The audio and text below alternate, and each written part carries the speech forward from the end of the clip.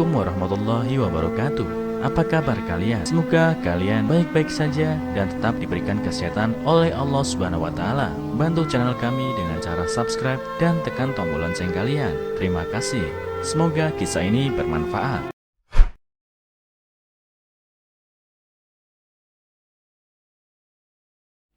Sombong di depan mantannya, wanita ini dibuat bungkam usai sang mantan keluarkan kartu ini. 20 tahun yang lalu, ada seorang anak laki-laki yang tak suka sekolah. Ia lebih memilih bekerja untuk membantu orang tuanya di sebuah sektor pembangunan. Saat itu, dia sudah punya pacar, namun tiba-tiba sang pacar meminta putus karena dia menginginkan laki-laki yang berpendidikan tinggi dan tak melakukan pekerjaan yang tak memiliki masa depan. Ia patah hati, namun tak patah semangat dan tetap bekerja. Dia bekerja 10 jam per hari sebagai pekerja semen dan tetap setia dalam pekerjaannya, meski itu kecil sekalipun. 2 tahun pun berlalu dan laki-laki itu memiliki pacar keduanya.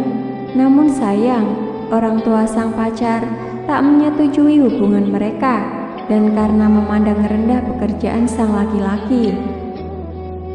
Laki-laki tersebut merasa malu dan minder kesabarannya selama 3 tahun itu, dan ia telah memiliki tabungan. Lalu ia berangkat ke Australia untuk bekerja.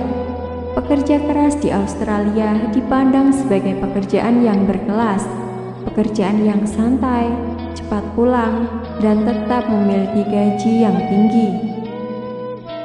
Dia yang terbiasa bekerja cepat menarik perhatian bosnya.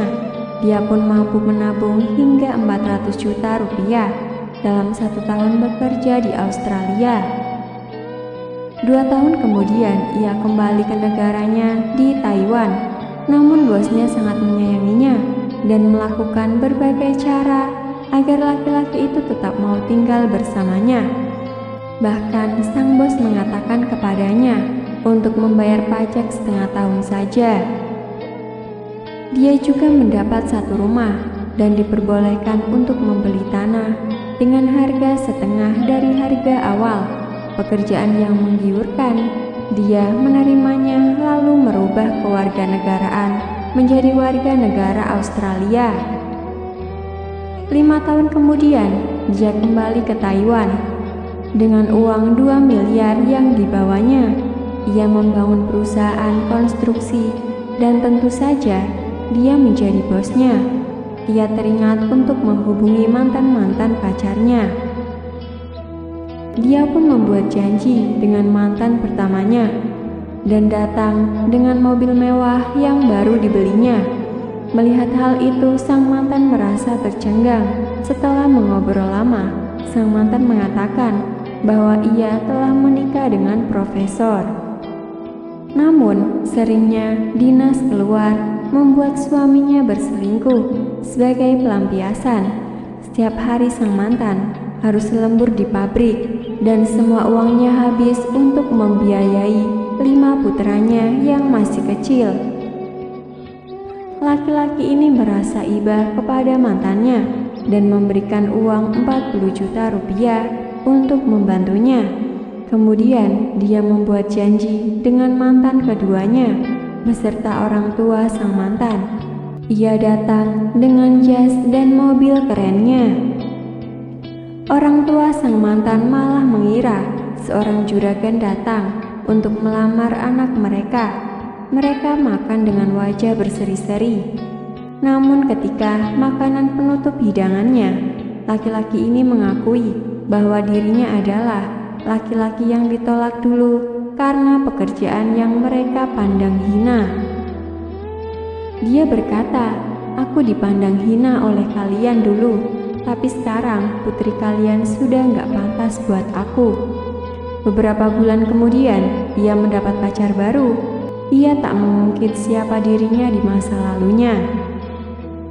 Ketika bertemu dengan orang tua si gadis, dia memilih makanan di tepi jalan dengan pakaian layaknya orang biasa. dan datang dengan gerobak kecil. Melihat kondisinya, mereka pun bersikap dingin. Lalu laki-laki ini pergi ke WC dan mengganti bajunya dengan jas, dan asistennya datang menjemputnya dengan mobil keren. Orang tua pacarnya tercengang. Laki-laki ini menyodorkan kartu namanya yang tertulis bahwa dia adalah seorang bos perusahaan konstruktor. Lalu ia pergi dari tempat itu. Dia berkata, si Kontaiwan hanya melihat orang yang berpendidikan tinggi, barulah ia memiliki masa depan yang cerah. Padahal orang sukses adalah orang yang tahu tujuan hidupnya, tidak takut sudah dan lelah, dan melakukan apapun demi mencapai tujuannya.